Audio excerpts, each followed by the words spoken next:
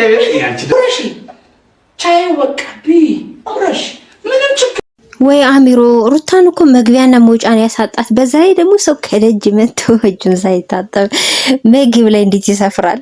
አሚሮ ስራህን ይስጥህ። ሩታዬ ያለ ፍላጎቷ ነው የተቀበለችው በድንጋጤ ማለት ነው። እኔ በጣም ያሳቁኝ። ምስኪን ሩታ በጣም ደንግጣለች እንዴ። ወይ እንደዚህ አይነት ፕራንክ አለ እንዴ? የተወደዳችሁ የቻናሌ ቤተሰቦች ሰላማችሁ በያላችሁበት የዓለም ዳርቻ ይብዛልኝ። ጠፋ ብዬ ነበር መጥቻለሁ።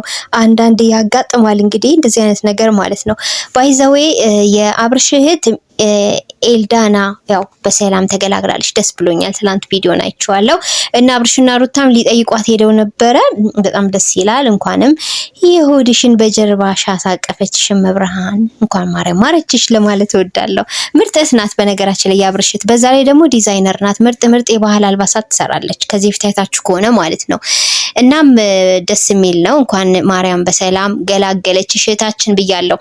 ወደ አሚሮ ሲሄድ አሚሮ አዲስ ዩቲዩበር ነው እንግዲህ ከዚህ በፊት ሃይሚን አስደንግጧት ነበር። በጣም የቆየ ቪዲዮ ላይ አንድ ጊዜ ማለት ነውና ሃይሚንም በጣም ፌንት አስበልቷት ነበር ይሄ ልጅ። አሁን ላይ ደግሞ እንግዲህ የሱንም ቻናል ለማስተዋወቅ ሲል አብርሽ ሩታ ጋር ይዞት መጥቶ ሩታ የምርን ይፈራችሁ እናንተዬ ካሜራ እንኳን እንደዛ ፊት ለፊቷ እየተሯሯጠ አይ እናንተ ልጆች በቃ እኮ ካሜራው አንዳንድ ጊዜ ማለት ነው ከምንም ማትቆጥሩበት ጊዜ አለና ሩታ ግን የምር ፈርተዋለች ልጁን ማለት ነው። ሁኔታው ያስፈራል። በዛ ላይ ከደጅ መጥቶ ሰው ምግብ ቀርቦለት ማለት ነው የጇኮ የሚባል ነገር አለና እንዴ ስንት ነገር ነው። ኧረ ተው አሚሮ ተው። ይሄ ስህተት ሁለተኛ እንዳደግም። ለማንኛውም የመጀመሪያ ቪዲዮ ሆኖ ኦኬ ብለናል። ግን ሩታዬ ሳትወድ በግዷ ተቀበለች በግድ ካልጎረሽ ብሏት ማለት ነው። ምስኪን የእንቧ ነገር ደግሞ ሩታዬ እንቧ ቅርብ እኮ ነው ቤተሰብ። ይሄኔ ምስኪን ማለት ነው። አብርሽ ሊያረጋጋት ሞከረ። መጨረሻ ላይ እንግዲህ ወደ ቀልቧ ተመልሳለች። ያው እንግዲህ አዲስ ቻናል ሲከፈት ግድ የሆነ ነገር ሰርታችሁ ለህዝብ ስትመጡ የሆነ ነገር መኖር አለበት። ልጁ ደግሞ እንደዚህ አንዳንድ ፕራንክ ነገሮች ይሰራል ይመስለኛልና ግን ሩታን የምር በጣም ያስደነግጣት። ሌላው ደግሞ አብርሺ ምንድነው ማማ ምናምን እንቴ አርባክተው ሩታዬን ታስረጅብን። ገና እኮ ነች ልጅቷ።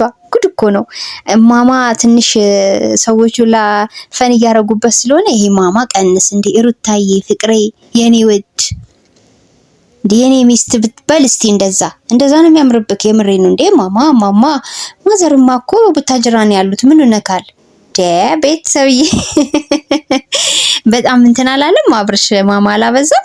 ምንድነው ይሄ ማማ እዛም ማማ በቃ አንዴ የወለደችን እናታችን ነች እንዴ ምን ሆናችኋል?